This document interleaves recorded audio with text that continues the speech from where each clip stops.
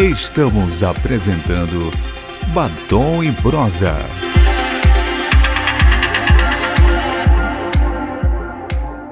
Olá, seja muito bem-vinda, seja muito bem-vinda ao Batom e Prosa, o programa que conecta mulheres e empodera vidas.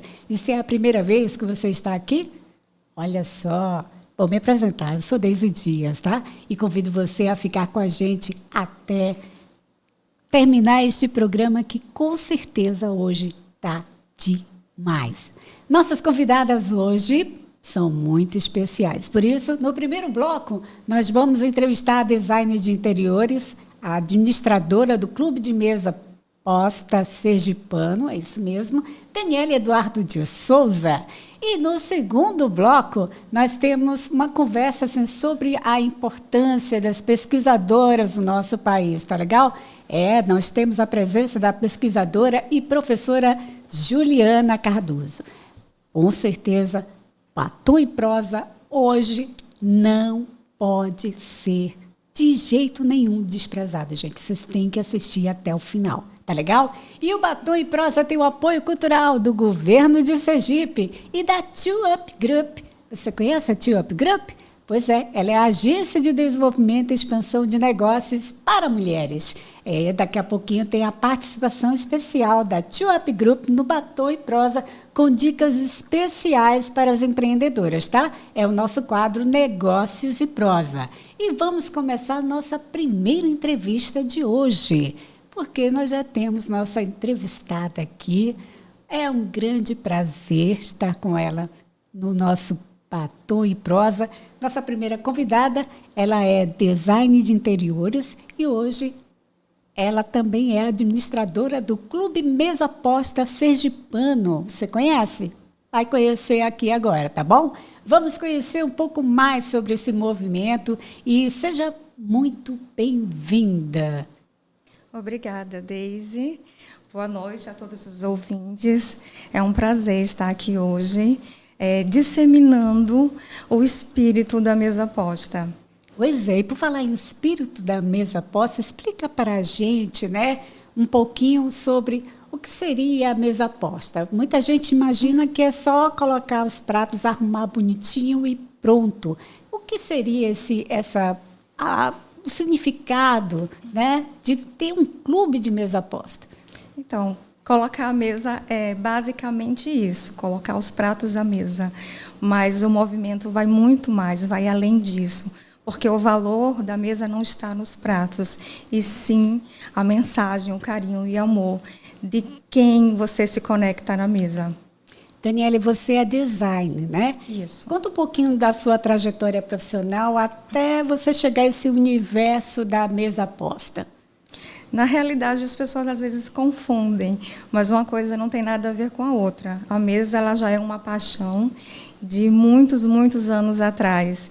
Na realidade, não tem vínculo com o meu lado profissional, tem mais com o espiritual, porque a mesa, eu acredito que ela cura, ela nos conecta e ela é um propósito de vida. E qual é a sua definição de mesa posta, né? Além de ser um propósito de vida, o que ela representa para você? Ela representa a cura. Nós estamos vivendo um boom, né, de problemas psicológicos, né, não só aqui no nosso país, mas no mundo. E acredito que a mesa ela é um dos maiores vínculos que pode trazer essa cura, porque a cura está nessa socialização, nesse convívio, nessa comunhão, nessa união. Então, quando você coloca a mesa e convida os seus parentes, seus entes queridos, para partilhar daquele momento, para ter uma conversa de escuta aberta, escuta assertiva, né, de realmente comunhão, ela cura não só o físico, quando ela tem uma alimentação saudável, mas ela cura o emocional e o espírito também, porque ele se sente pertencente àquele núcleo familiar. Acredito que o clube ele foi criado na pandemia, não é isso? Isso. Então, foi um momento bem desafiador, né, para todos Isso nós. mesmo. E de que forma, né, esse clube Mesa Posta, ele, durante esse período, ele tornou-se um aliado das pessoas nesse momento? Então, com aquele boom da pandemia, as pessoas ficaram muito reclusas em casa, né? E, nesse momento, eu acredito que eles abriram a visão para essa necessidade de retornar a essa tradição de fazer a comunhão à mesa. E, aqui no nosso estado, 2 amigas se reuniram e criaram a rede social, né, o grupo.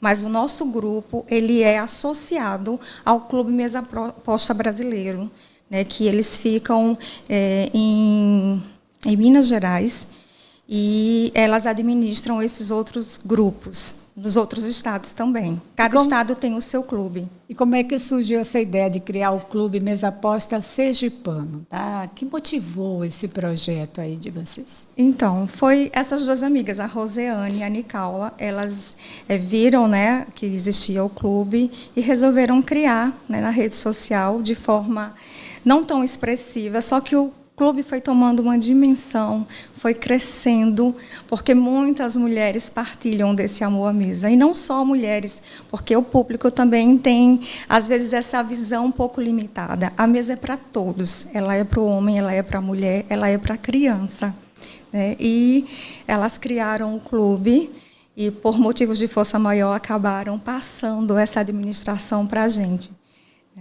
Quem atua hoje na administração do clube?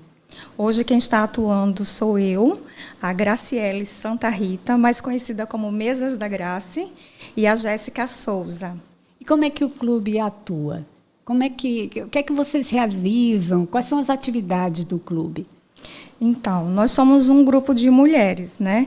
E a gente atua disseminando esse amor, essa prática da mesa a partir das partilhas nas redes sociais, né? Então, a gente estimula outras mulheres a também fazerem a prática da mesa.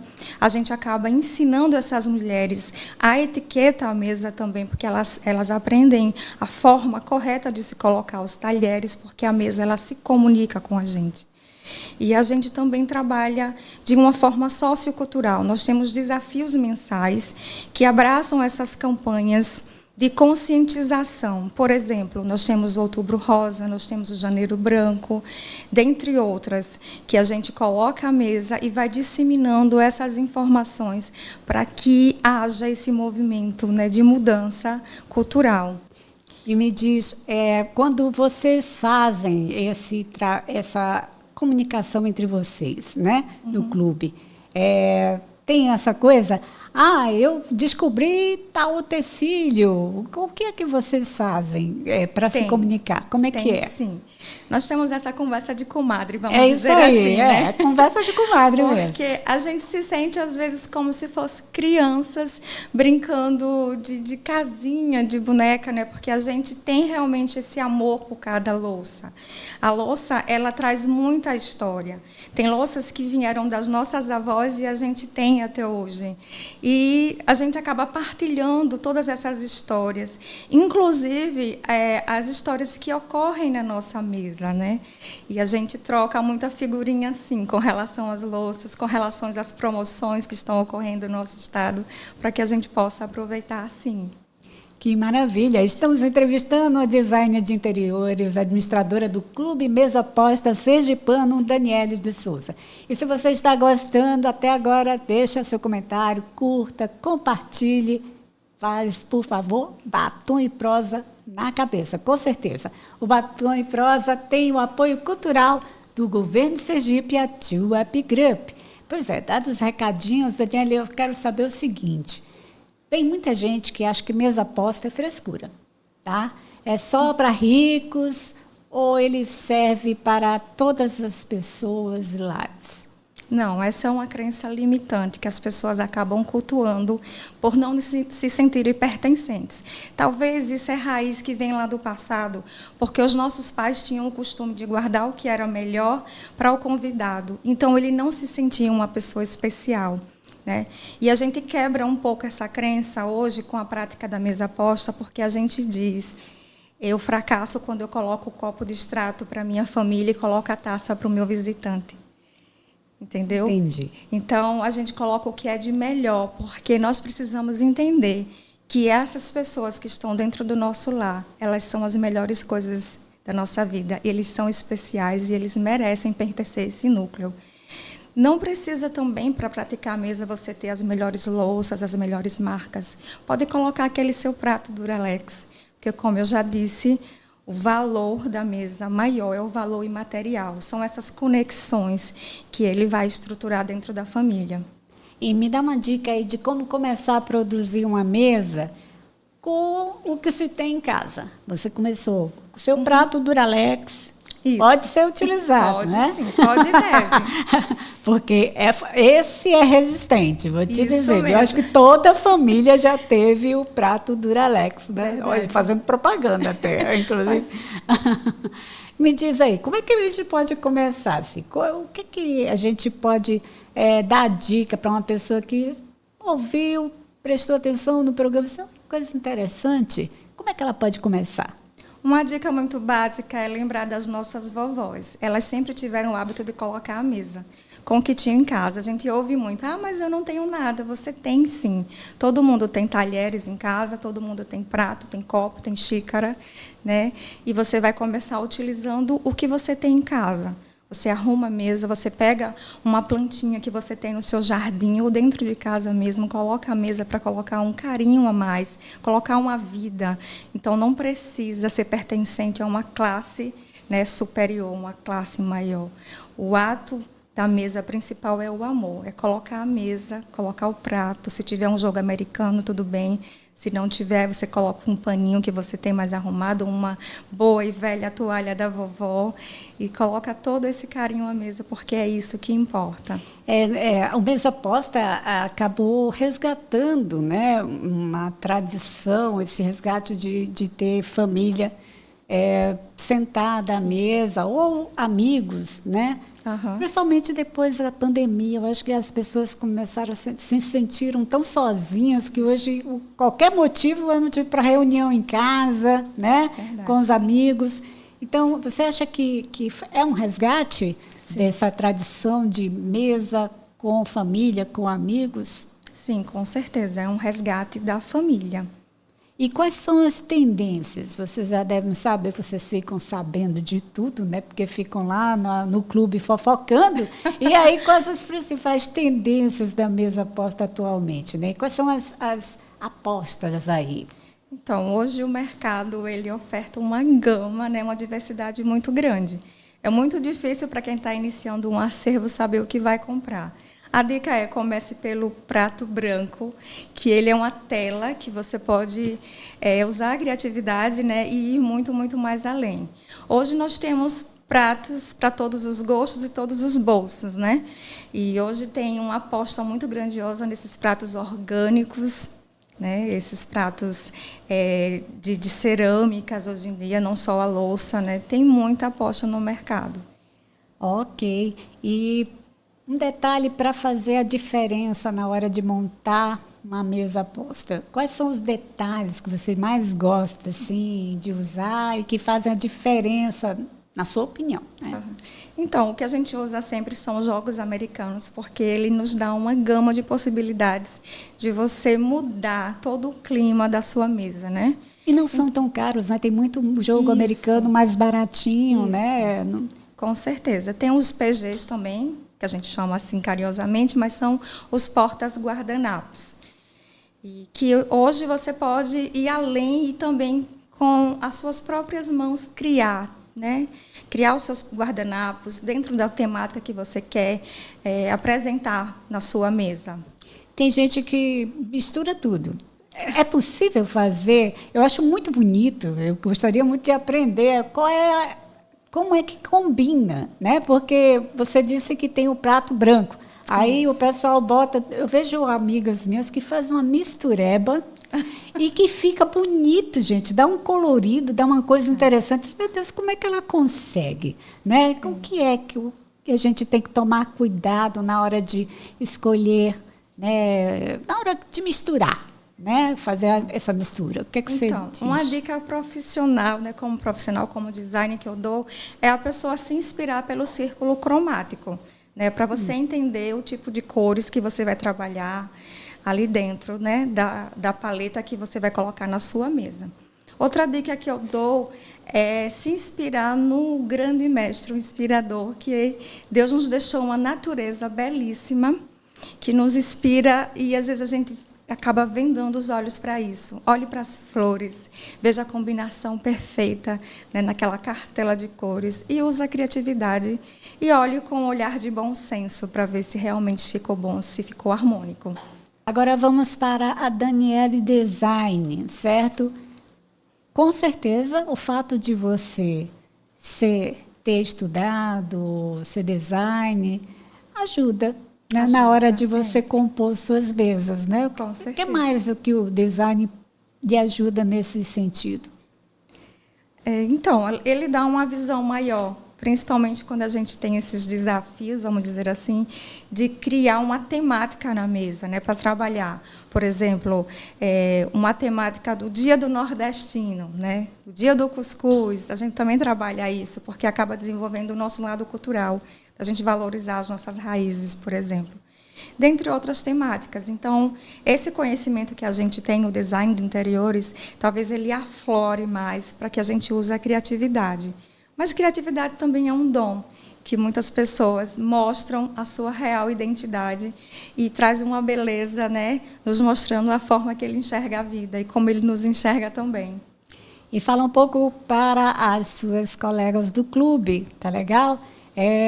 Como é que você vê o clube no futuro? Então, as minhas amigas do clube, para mim, elas são uma família. O clube eu chamo sempre assim, o clube é a família de sobrenome Clube Mesa Posta Sergipano. E o que eu vejo no futuro é muito sucesso, né? Muito sucesso para nós. E o sucesso para mim se chama união. União, reconstrução, fortalecimento, porque a gente acaba trabalhando tudo isso dentro desse vínculo em comum. Quantas pessoas já tem no clube? Hoje nós estamos com 24 integrantes. Nós temos uma madrinha também, que é a Jeane, da Jeane Festas e da Oliveira Home Decor, ela é a nossa madrinha. O clube poderia estar muito maior em termos de integrante, mas a gente tem uma certa limitação para administrar essas mulheres. Mas a gente está pensando, sim, em aumentar, porque a gente recebe muito oferecimento, vamos dizer assim, de convite a participar e partilhar dessa comunhão conosco. E agora deixa uma mensagem aí para o pessoal que se interessou.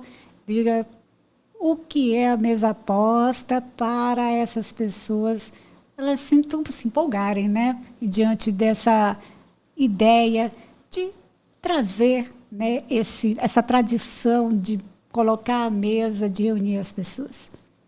Então, a mesa, para mim, ela se resume a tudo. Tudo que a gente faz na nossa vida está resumido à mesa. A gente se alimenta à mesa, a gente fecha negócios à mesa, a gente faz uma entrevista aqui à mesa. Então, quando a gente senta numa mesa, a gente fecha um círculo energético. É isso, a gente troca as nossas energias. E nesse momento da mesa, a gente precisa realmente se doar.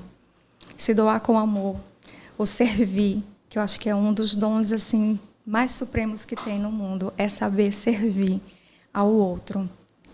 Ok, muitíssimo obrigada. Acabamos de entrevistar a design de interiores e administradora do Clube Mesa Posta Sergipano, a Daniele de Souza. Muito obrigada pela sua presença, por explicar a gente exatamente o que significa uma mesa posta e mostrar para as pessoas que vai muito além, né, de comprar talheres, né, colocar coisas caras na mesa, não é isso? Ela vai muito além disso. Muito obrigada, Daniele. Obrigada, Deise. Ok, acabamos de entrevistar a designer e interiores e administradora do Clube de Mesa Sergipano, a Daniele de Souza. E daqui a pouco vamos para o nosso segundo bloco, tá, gente? Isso, temos hoje mais uma convidada especial, que é a pesquisadora Juliana Cardoso.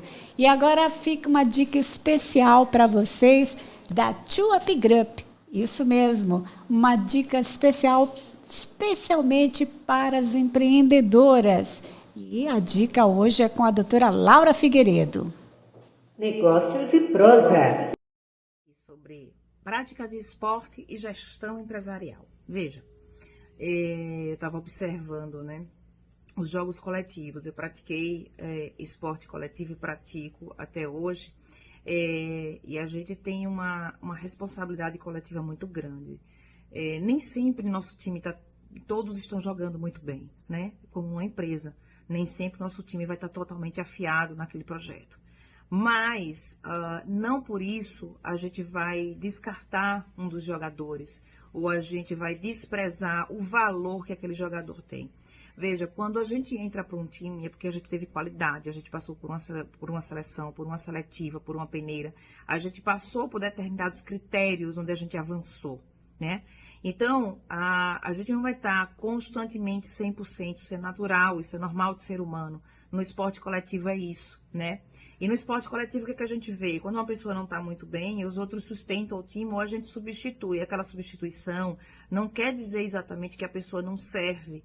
Não, mas naquele momento ela precisa de um descanso, né? De se reter ali no banco para que outra pessoa possa agir em seu lugar. E isso é time, isso é coletividade.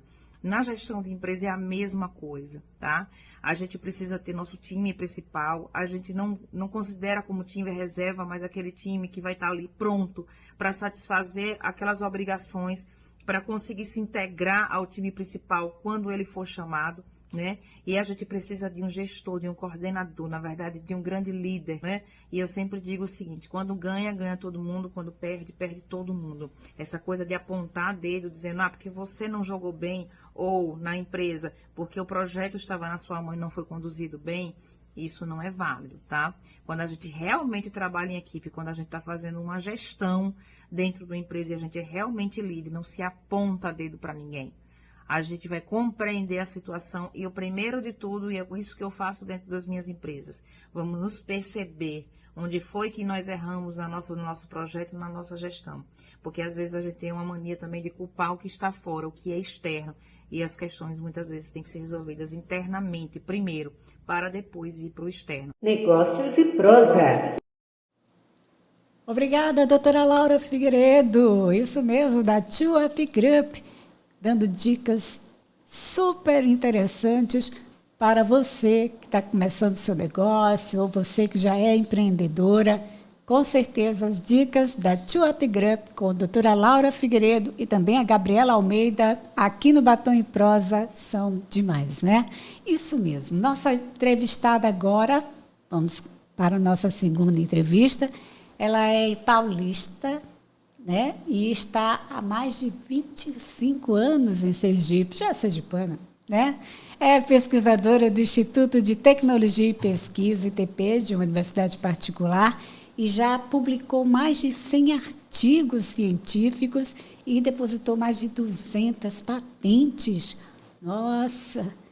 Seu trabalho é pautado por produtos naturais para desenvolver fitomedicamentos e fitocosméticos. Tá? Juliana Cardoso Cordeiro, seja muito bem-vinda aqui ao Batom em Prosa. Boa noite aos ouvintes. Muito obrigada pelo convite. E estou muito feliz em estar aqui com você para a gente bater esse papo. Ai, vamos bater papo, com certeza. Prosa é aqui mesmo no Batom em Prosa. E por falar em prosa, professora, conta só um pouquinho da sua história com a ciência, né? Como é que chegou assim? Olha, é isso que eu quero fazer, quero ser pesquisadora, porque é uma coisa que não é muito, né? Pelo menos entre as mulheres ainda não é muito incentivado. Começa na universidade, né? O CNPq, dentro do Ministério de Ciência e Tecnologia, tem um programa que chama Iniciação Científica. Então, os alunos começam a participar de projetos de pesquisa dentro da universidade. E isso me fez participar, né? Querer entrar naquele universo fora da sala de aula. O que estava dentro da sala de aula não me bastava. Então, eu tinha curiosidade, eu queria conhecer outros ambientes dentro da universidade, viver a universidade.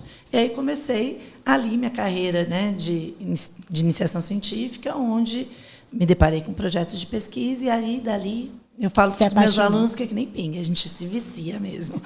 E aí a gente se entrega para a pesquisa. E me diz uma coisa, quais são os maiores desafios da pesquisa acadêmica para as mulheres hoje? Olha, a gente teve avanços. acho que faz um ano, mais ou menos, recentemente, a legislação mudou que a mulher vai ter direito à licença maternidade dentro da pesquisa, que antes não existia, né? Como você disse, a profissão pesquisadora não existe, né? Eu sou farmacêutica e pesquisadora, então não existe uma formação, né? A gente se forma fazendo pesquisa, fazendo mestrado e doutorado, mas os bolsistas, que são nossos pesquisadores que fazem mestrado e doutorado, eles não tinham direito, as bolsistas, as mulheres, à licença maternidade, por exemplo. Então, acho que foi um grande avanço. Os pesquisadores também têm um currículo que chama Currículo Lattes, não sei se você já ouviu falar, né? Que é onde é uma plataforma aberta que todo mundo pode nos conhecer nossas pesquisas só fazendo um Google, né? E lá também a gente não tinha espaço para a gente contar que a gente ficou um período meio afastado porque a gente teve um bebê, né?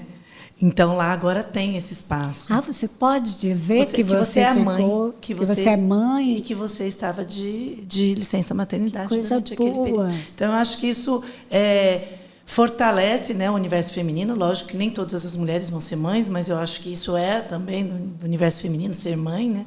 Então, eu acho que isso foi um avanço. Que é diferente do universo masculino, né? Então, eu acho que isso é relevante. E eu acho que é isso. Eu acho que a gente está com alguns eventos, alguns editais abertos para mulheres, para a gente estimular meninas na ciência, né? Principalmente na área da matemática, na área de exatas.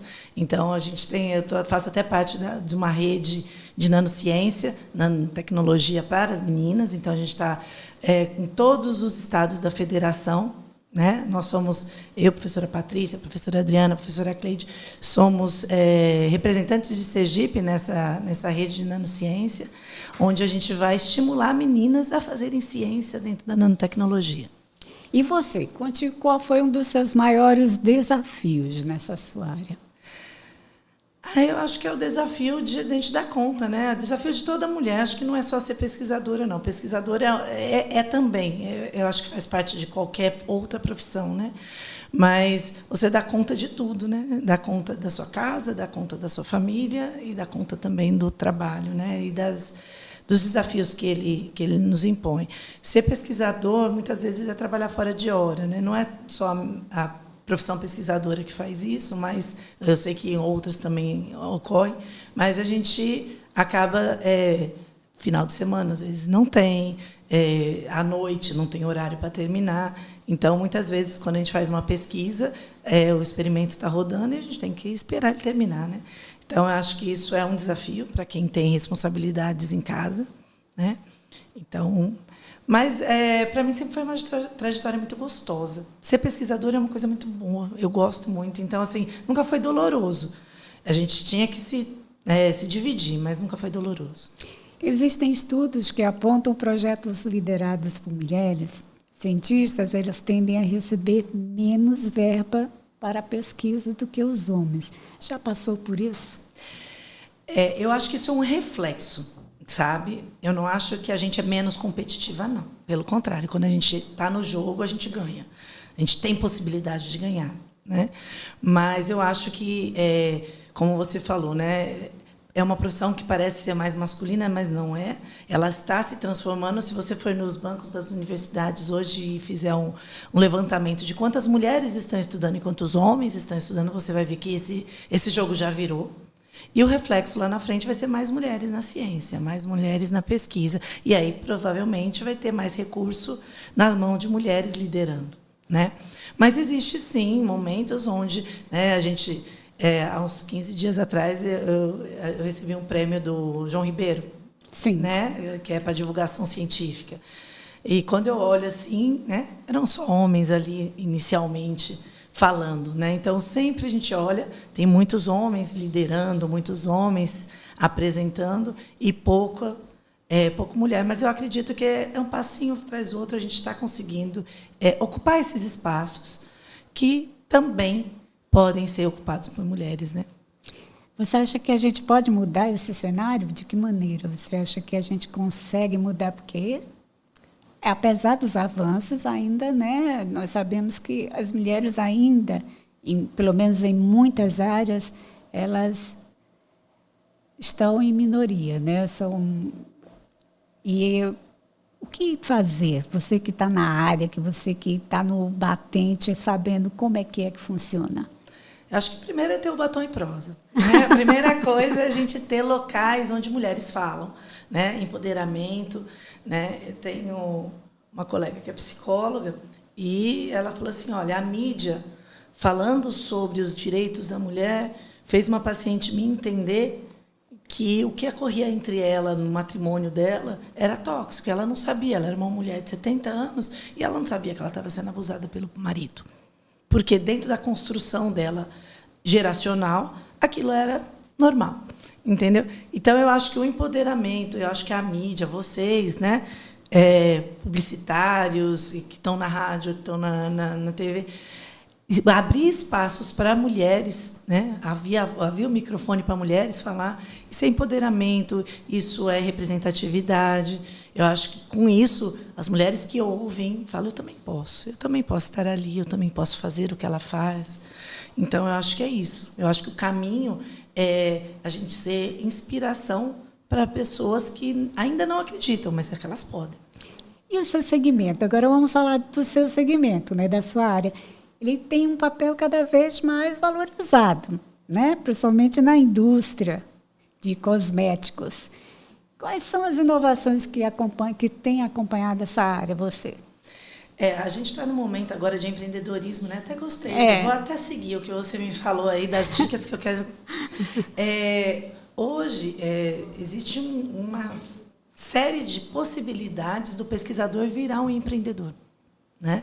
E a área cosmética, que é uma área onde a ciência ela é mais rápida, porque, por exemplo, se você for para um medicamento, eu sou farmacêutica, tá? Então, o medicamento ele é longo até você desenvolver e conseguir colocar, e você tem grandes players, grandes indústrias, Big Pharma. Já a área cosmética, você pode ter desde o cosmético artesanal, né? E você pode desenvolver materiais, possibilidades de fitocosméticos à base de produtos naturais, produtos e ser uma indústria pequena, ser uma empresa pequena. Então, eu acho que vamos ligar aí ao empreendedorismo, às possibilidades, né? Existe muita. Outra coisa, a gente está agora dentro da nova indústria Brasil. O Ministério da Saúde, o Ministério da Economia está apostando na nova empresa Brasil e o Nordeste tem destaque. No quê? Na bioeconomia, na biodiversidade. Nós temos uma série de produtos com potencial de produzir lindos cosméticos, excelentes cosméticos, né? Excelentes, inclusive, fármacos. E é nessa área que eu transito, né? Então, eu devo sempre estar, na minha concepção de trabalho, a gente explora, né, no bom sentido, né, as potencialidades da nossa biodiversidade. Porque tem muitas empreendedoras, eu conheço bastante, o Batom e Prosa tem muita gente empreendendo, está assistindo o Batom e Prosa, e que está investindo nesse setor de beleza, saúde e produtos naturais, né, e sustentáveis. Para essas mulheres, você pode falar quais são as vantagens de trabalhar com fitocosméticos? Olha, a primeira coisa, você tem que conhecer a cadeia de sustentabilidade. Você não pode fazer a extração sem conhecer o risco que você vai colocar sobre aquela extração. Tá? Então, aquele produto que você vai usar como fonte de renda e fonte de insumo para você preparar o seu produto, ele tem que ter uma cadeia produtiva sustentável. Eu não posso simplesmente chegar na natureza e explorá-la sem...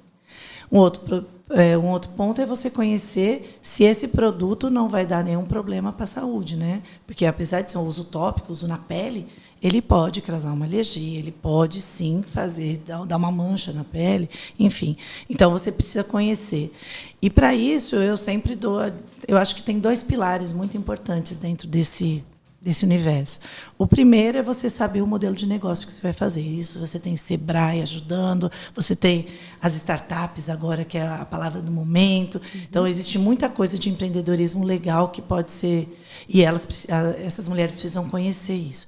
E o outro é buscar assistência técnica, consultorias técnicas para saber se ela pode, se não vai ter nenhum risco aquele produto, né?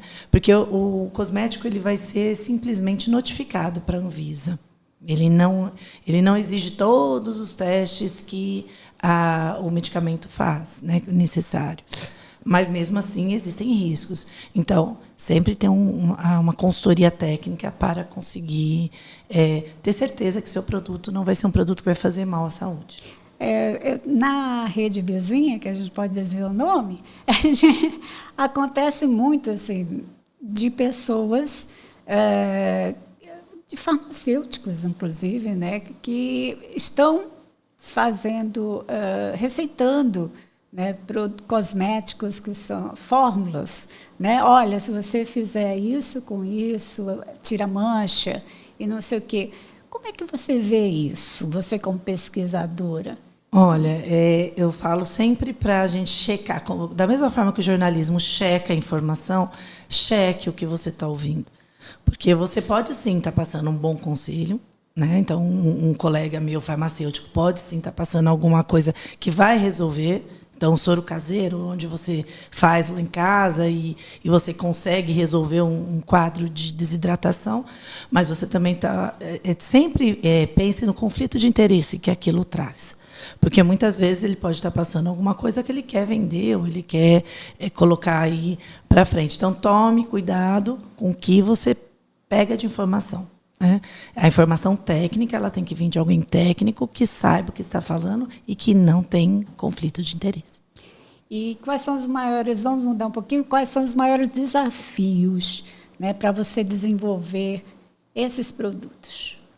Eu acho que é a cadeia produtiva para chegar na indústria, porque o meu foco é ir para a indústria. Sim. Né?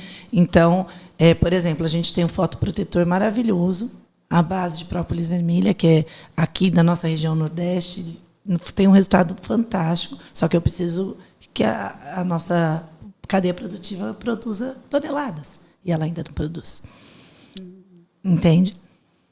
Como é que fica? Vocês fazem? Então, hoje, eu tenho me dedicado a projetos para formar cadeia produtiva. Então, por isso que eu estou até me engajada no empreendedorismo, porque eu percebi que eu não ia conseguir fazer meu produto chegar ao mercado se eu não desenhasse essa cadeia produtiva, se eu não ajudasse.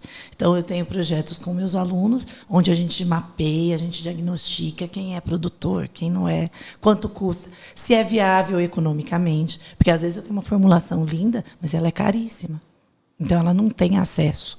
Então, tudo isso agora está entrando dentro do meu bojo de pesquisa, que antes era só mais a parte técnica mesmo. Então, a gente está colocando outros elementos dentro da pesquisa para que ele seja completo, para que a gente consiga realmente transpor. E como é que... fala um pouco sobre suas recentes... Uma pesquisa mais recente e como é que ela beneficia as pessoas. Porque muita gente fala assim... a pesquisa fica só no papel, os pesquisadores ficam só no papel, né? Não muito na área de saúde, de farmácia, mas geralmente o leigo pensa assim. Então, de que maneira a tua pesquisa ela beneficia a população, principalmente as mulheres, né, Thalissa? Vamos puxar para o nosso lado. Vamos puxar. Não, a primeira coisa eu queria desmistificar um pouco isso. A pesquisa está dentro da ciência. Ciência significa dominar o conhecimento. Eu tenho consciência, eu tenho ciência daquilo. E essa ciência ela pode ser aplicada ou não. Então, muitas vezes, ela vai ficar no papel porque ela é base para outros entendimentos. Para esse microfone funcionar, alguém teve que estudar transistor, tal, que a gente nem sabe, mas era ciência. Aí veio alguém e fez a tecnologia, porque é ciência e tecnologia. A tecnologia é pegar a ciência e aplicar para alguém. Então, a primeira coisa é isso. Eu sou uma pesquisadora que trabalha com tecnologia, com desenvolvimento de produto. Então, ele acaba chegando, né? Então, aí acaba tendo mais visibilidade. Nós fizemos, assim, eu acho que dois trabalhos. Esse do fotoprotetor, que eu acho que é bem bacana. A gente tem um de pintura de cabelo, né, para cabelos brancos, a base de genipapo. Né? Genipapo? É super legal. E ele na mesma hora, ele colore. Bem bacana. Só com temperatura. E sem precisar descolorir o cabelo, né, para pintar o branco. E temos outro. Aí tem também mais na área de saúde, são membranas para cicatrização, por exemplo, de feridas crônicas, como pé diabético. Então, a gente tem, no nosso laboratório, eu tenho vários, com barbatimão, que é uma planta daqui também. Então, eu sempre busco plantas da região para a gente extrair esses princípios ativos, essas substâncias, e desenvolver alguma coisa que seja aplicável. Que massa. Agora, fala um pouquinho sobre essa do genipapo. Gostei, né? Achei interessante. Porque... Então, é outro problema, é outro gargalo. O genipapo, não existe culturas de genipapo. Não existe, né? Gente, na minha casa tem genipapo quase todo dia. É nordestino, o pessoal adora um genipapo. Eu nunca vi uma coisa dessa. Eu estou com um aluno agora, a gente está... Sergipe é fácil encontrar. Isso, muito. E a gente está fazendo um mapeamento de quem produz. Ele é pouco vendido, comercializado. O valor comercial dele é baixo, porque nem todo mundo consome. Não, nem todo mundo consome. Né? Não é uma fruta como a laranja do dia a dia. Sim. Ela é uma fruta mais exótica, vamos dizer assim. E aí a gente já mapeou alguns. Até quem quiser entrar em contato, viu? Pode vir falar que tem em casa. Porque a ideia é a gente fazer agricultura familiar, onde você tem o produtor que vai trazer aquele fruto que ele nem ia vender, que ele ia jogar fora, né? Então, que ele possa se beneficiar entregando isso.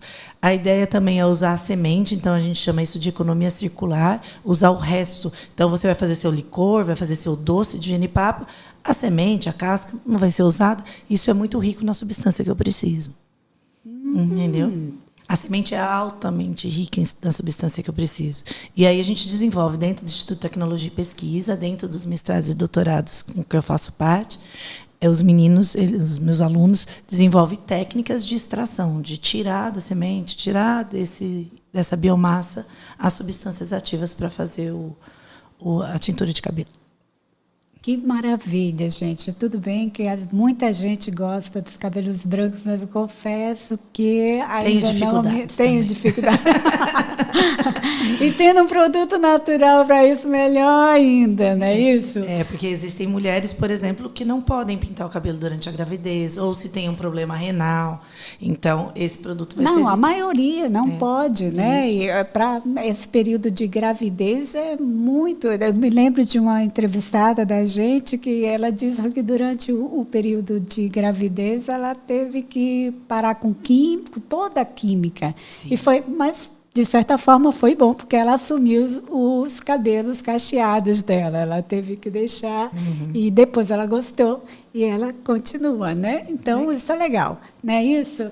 Bom, Juliana, por fim vamos dar uns conselhos, assim, que conselho você daria para as jovens, né, as mulheres jovens que estão começando suas carreiras na pesquisa, né?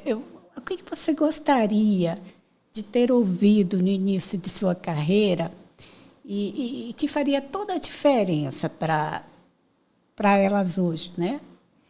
Eu acho que é a sororidade, sabe? Eu acho que é aquele apoio feminino, rede feminina. Ter uma rede feminina onde outro te entenda, onde você escape de armadilhas tóxicas, de locais que não te fazem bem ou que te diminuam e que não entendem o nosso mapa mental, porque o nosso mapa mental é nosso, né? E às vezes eu fico pensando que o mapa mental masculino ele é diferente, né? Então, eu sendo empática, eu vou entender. Só que por isso que a rede de sororidade, onde um acolhe a outra, é muito importante. Porque existem ambientes áridos, né, dentro da pesquisa e em todos. Eu acho que isso não é só no meu ambiente. É ter apoio, ter outras colegas e entender outras colegas. Eu acho que a gente precisa ser corporativo igual os homens são. Será que a gente consegue? Vamos lá. Sem se masculinizar, gente, sem perder, né, o jeito de ser. Mas, assim, é importante a gente aprender alguma coisa, né? Porque já está mais do que na hora. A pandemia foi muito, digamos assim, muito específica, muitas mulheres pesquisando. Grande parte do que salvou as nossas vidas, né, foi de pesquisas de mulheres empenhadas nisso. Então, a valorização das pesquisadoras, eu acho que é super importante, não é isso, Juliana? Isso, existe uma entrega muito grande. Tanto é que muitas pesquisadoras nem se casam, nem vão para uma busca de vida familiar, porque a entrega é muito grande. A entrega realmente é muito grande.